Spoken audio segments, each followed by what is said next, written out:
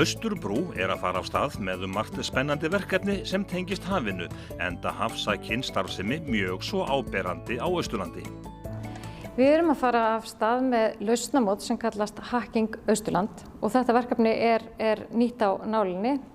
Það hefur farið fram á Suðurlandi og Norðurlandi og nú ætlum við að fara af stað hér eystra og þetta snýr að því að þróa lausnir tengdu bláu auðlindinni eða hafinu. Skráðu þátttakendur fá verkefni til þess að leysa á 48 klukkutímum.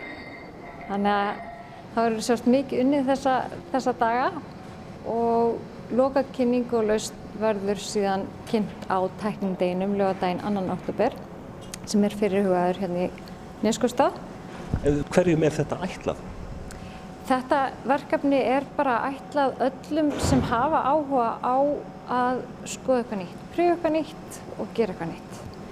Þú þarft ekki að vera að koma með hugmynd þegar þú skráðir þig til leiks og nýsköpun á heima í öllum atvinnugeirum. Það er bara þannig og ef þú finnur einhvern möguleika að fljóta því að tengja það með einhverjum hætti hafinu, það er ótrúlega margt sem að tengist hafinu, að þá bara að gera skráð sig til leiks og bara, prófa neitt.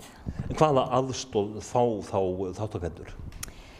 Teymi frá Hacking Hekla sem kemur austur og aðstoðar fólk við að þróa og vinna að sínum lausnum. Þannig að það er alveg svona sér aðstoð allan tíman og kynningar og ýmislegt fleira sem að mann fá aðstoð með til þess að komast alla leið í prótótýpu með vöruna. Þannig að þetta er bara mjög spennandi og skemmtilegt verkefni og í rauninni verulega þarft því að bara ef við horfum á Austurlandi sem slíkt að þá er gríðarlega mikið magn bara til dæmis af fiski sem kemur á land hér og það er bara fyrir áhugasama einstaklinga þá eru mörg tækifæri til staðar. En þá markmiðið að það verði þarna fæðist jafnvel hugmyndir og verði til verkefni sem verði síðan að veruleika?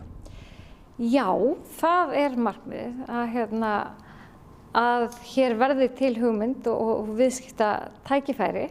Þannig að það er markmiðið og efla frumkvöðlastarf og svona nýsköpunarhugsun í landshlutanum. En eru ekki allir frumkvöðlar svona á einhvern hátt? Jú, ég myndi segja það. Það hafa allir eitthvað til brunns að bera. Það er bara þannig. Og það er bara þannig í nýsköpunarferli að þú ert aldrei einn. Þú getur ekki farið í gegnum allt ferlið frá þróun hugmyndar að vöru einn.